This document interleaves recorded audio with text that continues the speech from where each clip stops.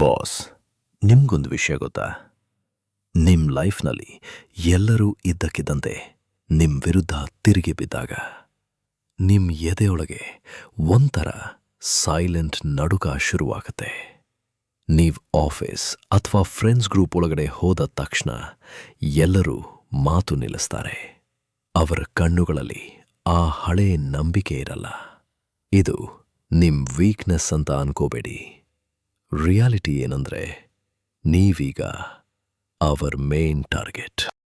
ಆ ಥರದ ಸಿಚುವೇಶನ್ ಬಂದಾಗ ಪ್ಯಾನಿಕ್ ಆಗಿ ಅವ್ರ ಹತ್ರ ಹೋಗಿ ಪ್ಲೀಸ್ ನನ್ನ ತಪ್ಪು ಏನಿದೆ ಅಂತ ಕೇಳಿ ಅಂತ ಎಕ್ಸ್ಪ್ಲನೇಷನ್ ಕೊಡೋಕೆ ಹೋಗಬೇಡಿ. That is a trap. ಇಡೀ ಜಗತ್ತು ನಿಮ್ಮ ವಿರುದ್ಧ ನಿಂತಿದೆ ಅಂದರೆ ಅದು ನಿಮ್ಮ ಫೇಲ್ಯೂರ್ ಅಲ್ಲ ಬ್ರೋ, ಅದೊಂದು ಗ್ರ್ಯಾಜುಯೇಷನ್. ನೀವು ಲೈಫ್ನಲ್ಲಿ ಏನೋ ನಿಜವಾದ ಸಾಧನೆ ಮಾಡೋಕ್ಕೆ ಸ್ಟಾರ್ಟ್ ಮಾಡಿದ್ದೀರಾ.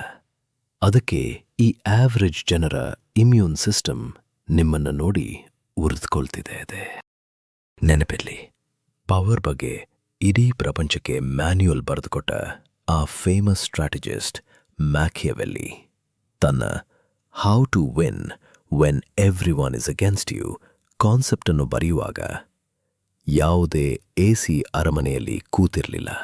ಅವನನ್ನ ಊರಿಂದ ಆಚೆ ಹಾಕಿ ಜೈಲಿಗೆ ತಳ್ಳಿ ಕೈಗಳನ್ನು ಹಿಂದಕ್ಕೆ ಕಟ್ಟಿ ನೇತು ಹಾಕಿ ಭುಜದ ಮೂಳೆ ಕಳಚುವಂತೆ ಘೋರ ಟಾರ್ಚರ್ ಕೊಟ್ಟಿದ್ರು.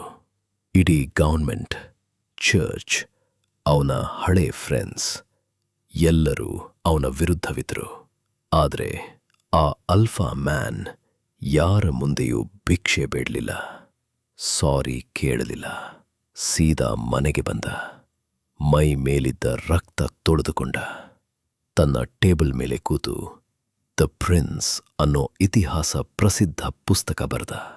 ಅವನಿಗೆ ಕಾಟ ಕೊಟ್ಟವರೆಲ್ಲ ಮಣ್ಣಾದರು. ಆದರೆ ಇವತ್ತಿಗೂ ಅವನ ಸಾಮ್ರಾಜ್ಯ ಜೀವಂತವಾಗಿದೆ. ಇವತ್ತು ಅದೇ ಮ್ಯಾಕಿಯವೆಲಿಯನ್ ಮೈಂಡ್ಸೆಟ್ ಯೂಸ್ ಮಾಡಿಕೊಂಡು ಇಡೀ ಜಗತ್ತೇ ಆಪೋಸಿಟ್ ನಿಂತರೂ ಅವರ ಹೇಟ್ರೆಡ್ ಅನ್ನು ನಿಮ್ ಸಕ್ಸಸ್ಗೆ ಫ್ಯೂಯಲ್ ಆಗಿ ಕನ್ವರ್ಟ್ ಮಾಡೋ ಆ 5 ಡೇಂಜರಸ್ ಸ್ಟ್ರಾಟಜಿಗಳು ಯಾವುವು ಅಂತ ತಾಂತ ಡಿಕೋಡ್ ಮಾಡೋಣ. Let's rule the shadows. Strategy 1, ghost mode. ಎಲ್ಲರೂ ನಿಮ್ಮ ವಿರುದ್ಧ ಇದ್ದಾಗ ನೀವು ಅವ್ರ ಹತ್ರ ಹೋಗಿ ಜಗಳ ಆಡೋದು, ನಿಮ್ಮ ಹೆಸರನ್ನ ಕ್ಲೀನ್ ಮಾಡೋಕೆ ಸೌಂಡ್ ಮಾಡೋದು ದೊಡ್ಡ ತಪ್ಪು. ನೀವು ಆರ್ಗ್ಯುಮೆಂಟ್ ಮಾಡಿದ ತಕ್ಷಣ ಅವರ ಒಪಿನಿಯನ್ಗೆ ನಿಮ್ಮನ್ನು ಡಿಸ್ಟರ್ಬ್ ಮಾಡೋ ಪವರ್ ಇದೆ ಅಂತ ನೀವೇ ಪ್ರೂವ್ ಮಾಡಿದ ಹಾಗಾಗತ್ತೆ. ಮ್ಯಾಕಿಯವೆಲಿಯನ್ನ ಫ್ಲಾರೆನ್ಸ್ನಿಂದ ಬ್ಯಾನ್ ಮಾಡಿದಾಗ ಅವನು ಯಾರ ಮುಂದೆಯೂ ಕೂಗಾಡ್ಲಿಲ್ಲ. ಸೈಲೆಂಟಾಗಿ ತನ್ನೆಂಟಾಗಿ ತನ್ನ ಹಳ್ಳಿಯ ಫಾರ್ಮ್ ಹೌಸ್ಗೆ ಹೋಗಿ ಕಂಪ್ಲೀಟ್ ಗೋಸ್ಟ್ ಆಗ್ಬಿಟ್ಟ. ನಿಮ್ಮ ಪ್ರೆಸೆನ್ಸ್, ನಿಮ್ಮ ವಾಯ್ಸ್, ನಿಮ್ಮ ಎನರ್ಜಿನ ಕಂಪ್ಲೀಟ್ ಆಗಿ ಕಟ್ ಮಾಡಿಬಿಡಿ. ನೆನಪಿಡಿ, ಗಾಸಿಪ್ ಮತ್ತು ದ್ವೇಷಕ್ಕೆ ನಿಮ್ಮ ರಿಯಾಕ್ಷನ್ ಅನ್ನೋ ಇಂಧನ ಬೇಕು.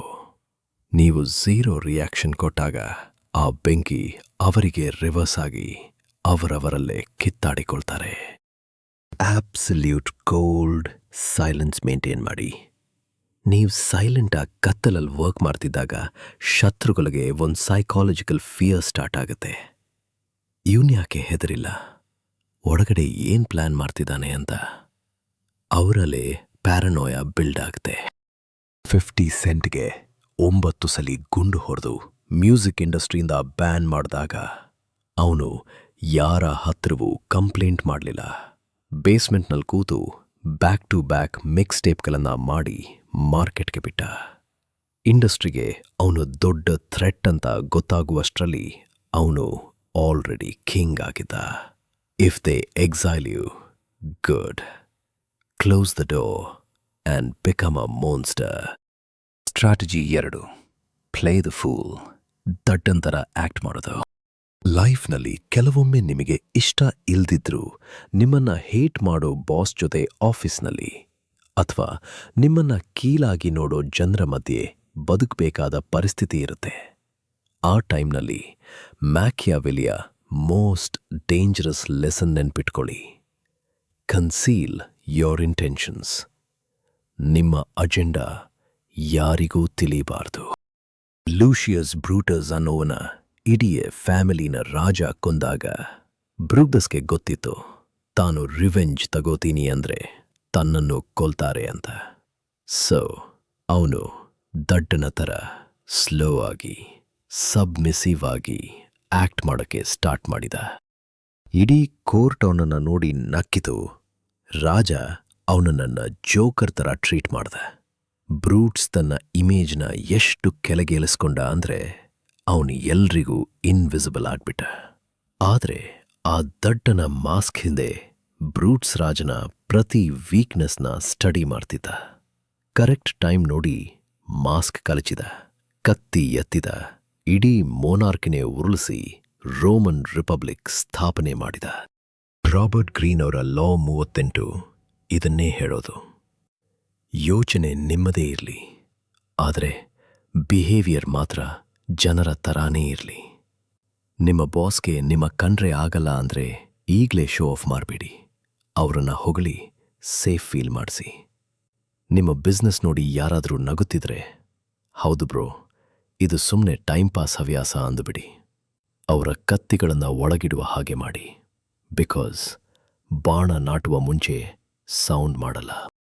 ಸ್ಟ್ರಾಟಜಿ 3. Become antifragile. ನೋವನ್ನೇ ಪವರ್ ಆಗಿ ಬದಲಾಯಿಸೋದು.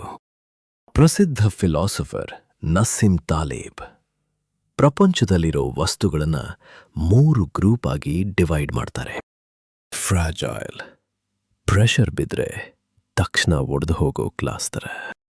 ರೋಬಸ್ಟ್, ಎಷ್ಟು ಪ್ರೆಷರ್ ಬಿದ್ದರೂ ತಡ್ಕೊಂಡು ಹಂಗೆ ಇರೋ ಕಲ್ಲು ಥರ. ಆಂಟಿ ಫ್ರಾಜೈಲ್, ಪ್ರೆಷರ್ ಬಿದ್ದಷ್ಟು, ಹೊಡೆತ ತಿಂದಷ್ಟು ಮುಂಚೆಗಿಂತ 10 ಪಟ್ಟು ಸ್ಟ್ರಾಂಗ್ ಆಗೋ ಹ್ಯೂಮನ್ ಮಸಲ್ ಅಥವಾ ಪ್ರಿಪೇರ್ಡ್ ಮೈಂಡ್ ಥರ. ನಿಮ್ಮ ವಿರುದ್ಧ ಇಡೀ ಜಗತ್ತೇ ನಿಂತಾಗ ನೀವು ಬರೀ ಬದುಕಿ ಉಳಿದ್ರೆ ಸಾಲದು. ನೀವು ಆಂಟಿ ಫ್ರಾಜೈಲ್ ಆಗಬೇಕು. ಅವರ ಪ್ರತಿ ಅಟ್ಯಾಕನ್ನ ಡೇಟಾ ಥರ ಯೂಸ್ ಮಾಡಿ. ನಿಮ್ಮ ಶತ್ರುಗಳೇ ನಿಮ್ಮ ಬೆಸ್ಟ್ ಆಡಿಟರ್ಸ್. ನಿಮ್ಮ ಫ್ರೆಂಡ್ಸ್ ನಿಮ್ಮ ಎಮೋಷನ್ ಖುಷಿ ಪಡಿಸೋಕೆ ಸುಳ್ಳು ಹೇಳ್ತಾರೆ. ಆದರೆ ಶತ್ರುಗಳು ನಿಮ್ಮನ್ನು ಹರ್ಟ್ ಮಾಡೋಕ್ಕೆ ನಿಮ್ಮ ರಿಯಲ್ ವೀಕ್ನೆಸ್ನ ಬ್ರೂಟಲ್ ಆಗಿ ಮುಖಕ್ಕೆ ಹೊಡೆದ ಹಾಗೆ ಹೇಳ್ತಾರೆ. ಇವನ ಹತ್ರ ದುಡ್ಡಿಲ್ಲ ಅಂತ ಅವರು ನಕ್ಕರೆ ಆ ನೋವನ್ನು ಎನರ್ಜಿಯಾಗಿ ಕನ್ವರ್ಟ್ ಮಾಡಿ ಕಂಪ್ಲೀಟ್ ಆಗಿ ಕ್ಯಾಶ್ ಫ್ಲೋ ಕಡೆ ಫೋಕಸ್ ಮಾಡಿ. ಆಪಲ್ ಕಂಪನಿಯಿಂದ ಸ್ಟೀವ್ ಜಾಬ್ಸ್ನ ಹೊರಹಾಕಿದಾಗ ಅವನು ಅಳಲಿಲ್ಲ. ನೆಕ್ಸ್ಟ್ ಮತ್ತು ಪಿಕ್ಸಾರ್ ಕಂಪನಿಗಳಿಂದ ಕಟ್ಟಿ ಪೇಷನ್ಸ್ ಕಲಿತು ವಾಪಸ್ ಬಂದು ಅದೇ ಆಪಲ್ನ ಜಗತ್ತಿನ ಅತಿ ದೊಡ್ಡ ಕಂಪನಿಯನ್ನಾಗಿ ಮಾಡಿದ. ಆ ಬೆಟ್ರಿಯಲ್ ಅವನನ್ನು ಕಾಪಾಡ್ತು. ನೆನಪಿಡಿ, ಸಿನಿಮಾದಲ್ಲಿ ಮಾತ್ರ ನಿಮ್ಮನ್ನು ಉಳಿಸೋಕೆ ಸೈನ್ಯ ಬರುತ್ತೆ, ಆದರೆ ರಿಯಾಲಿಟಿಯಲ್ಲಿ ನಿಮ್ಮ ಸೈನ್ಯ ನೀವೇ. Strategy 4. Divide and conquer. Find the loose break. ನಿಮ್ಮ ಎದುರುಗಡೆ ನಿಂತಿರೋ ಆ ಹೇಟರ್ಸ್ ಗ್ಯಾಂಗ್ ಕಂಪ್ಲೀಟ್ ಒಗ್ಗಟ್ಟಾಗಿದೆ. ಅದೊಂದು ಸ್ಟ್ರಾಂಗ್ ಗೋಡೆ ಅನ್ಕೋಬೇಡಿ, ಅದು ಬರೀ ಇಲ್ಯೂಷನ್. ಆ ಇಡೀ ಗ್ಯಾಂಗ್ ಕನೆಕ್ಟ್ ಆಗಿರೋದು ಒಂದೇ ಒಂದು ಕಾಮನ್ ಟಾರ್ಗೆಟ್ ಮೇಲೆ, ಅದು ನೀವು. ಯಾವಾಗ ನೀವು ನಿಮ್ಮನ್ನು ಆ ಟಾರ್ಗೆಟಿಂದ ಆಚೆ ತಗೊಂಡು ಸೈಲೆಂಟ್ ಆಗ್ತೀರಾ, ಆ ಗೋಡೆಯ ಗ್ಲೂ ಕರಗೋಕೆ ಸ್ಟಾರ್ಟ್ ಆಗುತ್ತೆ. ನಿಮ್ಮ ಕೆಲಸ ಆ ಇಡೀ ಗೋಡೆ ಜೊತೆ ಜಗಳ ಆಡೋದಲ್ಲ, ಆ ಗೋಡೆಯಲ್ಲಿರೋ ಒಂದು ಲೂಸ್ ಇಟ್ಟಿಗೆಯನ್ನು ಹುಡುಕೋದು.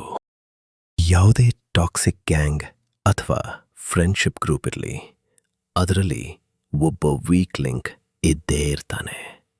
ಅವನು ಕೇವಲ ಆ ಗ್ಯಾಂಗ್ ಲೀಡರ್ಗೆ ಹೆದರಿ ಅಥವಾ ತಾನು ಒಂಟಿ ಆಗ್ತೀನಿ ಅನ್ನೋ ಭಯಕ್ಕೆ ತಲೆ ಅಲ್ಲಾಡಿಸ್ತಿರ್ತಾನೆ. ಒಳಗೊಳಗೆ ಲೀಡರ್ ಮೇಲೆ ಹೊಟ್ಟೆ ಕಿಚ್ಚಿರುತ್ತೆ. ಆ ವೀಕ್ ಪರ್ಸನ್ನ ಸೀಕ್ರೆಟ್ ಆಗಿ ಅಪ್ರೋಚ್ ಮಾಡಿ ಜಗಳ ಆಡಬೇಡಿ. ಅವನ ಈಗೋಗೆ ಫೀಡ್ ಮಾಡಿ, ನನಗೆ ಗೊತ್ತು ನೀನು ಅವ್ರ ಥರ ಅಲ್ಲ, ನೀನೊಬ್ನೇ ಇಲ್ಲಿ ಬಿಗ್ ಪಿಕ್ಚರ್ ನೋಡಬಲ್ಲವನು ಅನ್ನಿ. ಅವ್ರ ಮಧ್ಯೆ ಇರೋ ಫ್ರಿಕ್ಷನನ್ನು ಜಸ್ಟ್ ಹೈಲೈಟ್ ಮಾಡಿ ಅವ್ರ ಮೈಂಡ್ ಒಳಗೆ ಒಂದು ಡೌಟ್ ಅನ್ನೋ ವೈರಸ್ ಇಂಜೆಕ್ಟ್ ಮಾಡಿ.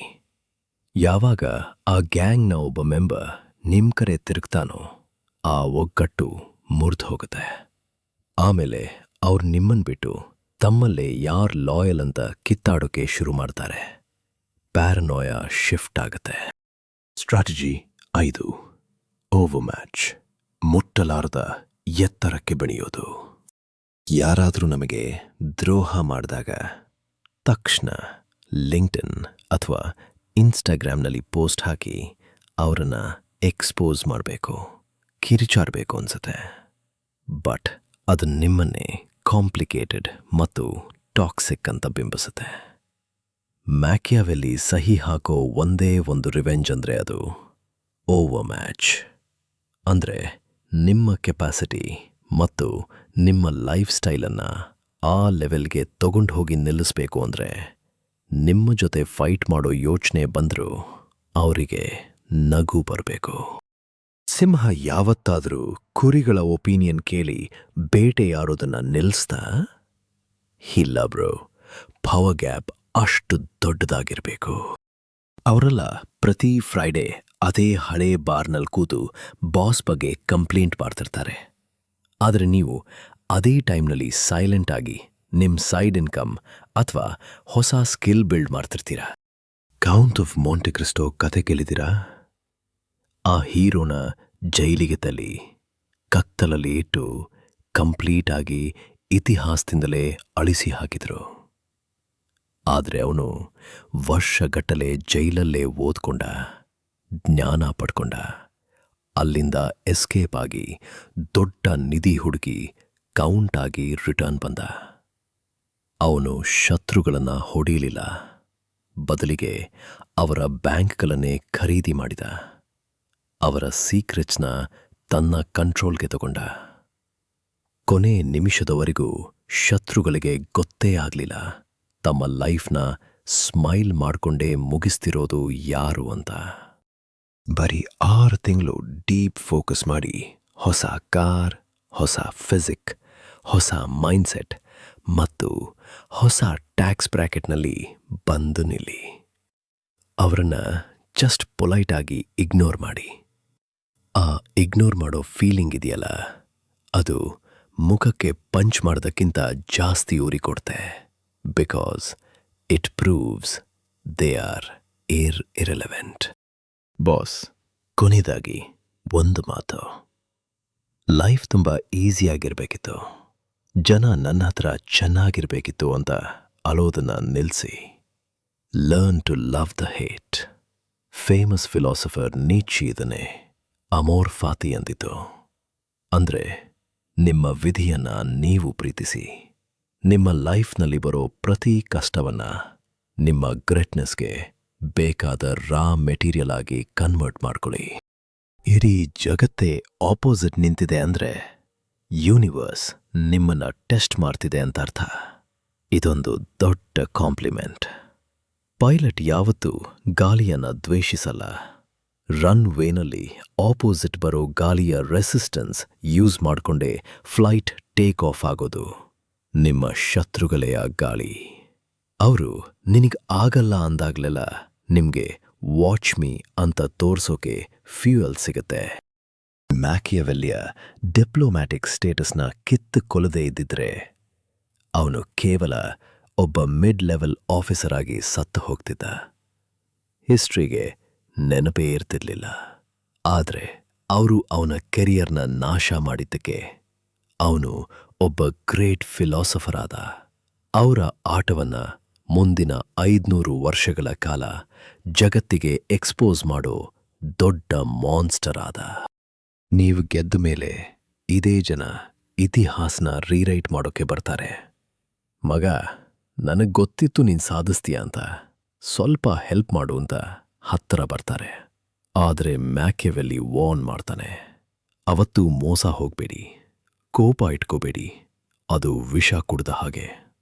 ಆದರೆ ನೀವೊಂದು ಹೊಸ ಲಾ ಸೆಟ್ ಮಾಡಿದ್ದೀರಾ. ನೀವು ಕಷ್ಟದಲ್ಲಿದ್ದಾಗ ಯಾರು ನಿಮ್ಮ ಜೊತೆ ನಿಂತಿದ್ರೋ ಅವರಿಗೆ ಮಾತ್ರ ನಿಮ್ಮ ಟೇಬಲ್ನಲ್ಲಿ ಚೇರ್ ಕೊಡಿ. ಯಾರು ನಿಮ್ಮನ್ನು ಹೂಳೋಕೆ ಗುದ್ದಲಿ ಹಿಡಿದು ನಿಂತಿದ್ರೋ ಅವರನ್ನ ಕೋಟೆಯಿಂದ ಆಚೆ ನಿಲ್ಲಿಸಿ. You are not being mean, you are just a curator of your own reality. ನಿಮ್ಮ ಎನರ್ಜಿ ಒಂದು ಪ್ರಿವಿಲೇಜ್ ಬಾಸ್. ಈ ಸೈಲೆನ್ಸ್ ಯೂಸ್ ಮಾಡಿ, ಈ ಕತ್ತಲನ್ನ ಯೂಸ್ ಮಾಡಿ, ಇಡೀ ಗೇಮ್ನ ಸ್ಟಡಿ ಮಾಡಿ ಒಂದು ದೊಡ್ಡ ಕೋಟೆ ಕಟ್ಟಿ. ಒಂದು ದಿನ ಆ ಕೋಟೆಯ ಮೇಲಿಂದ ಕೆಳಗೆ ನೋಡಿದಾಗ ನಿಮ್ಮನ್ನ ಮೋಸ ಮಾಡಿದವರು ತುಂಬಾ ಚಿಕ್ಕದಾಗಿ ಕಾಣಿಸ್ತಾರೆ. ಆವಾಗ ನಿಮಗೆ ದ್ವೇಷ ಬರಲ್ಲ, ಜಸ್ಟ್ ಒಂದು ಸ್ಮೈಲ್ ಬರುತ್ತೆ. You are the outlier, they are just the crowd, and that is the only victory that matters. ನಿಮ್ಮ ಮೈಂಡ್ನ ಆ ಕೋಟೆ ಯಾವತ್ತೂ ಅಲುಗಾರಬಾರ್ದು ಅಂದ್ರೆ ಚಾನೆಲ್ಗೆ ಈಗಲೇ ಸಬ್ಸ್ಕ್ರೈಬ್ ಮಾಡಿ. ಸಿಗೋಣ ಮುಂದಿನ ವಿಡಿಯೋದಲ್ಲಿ.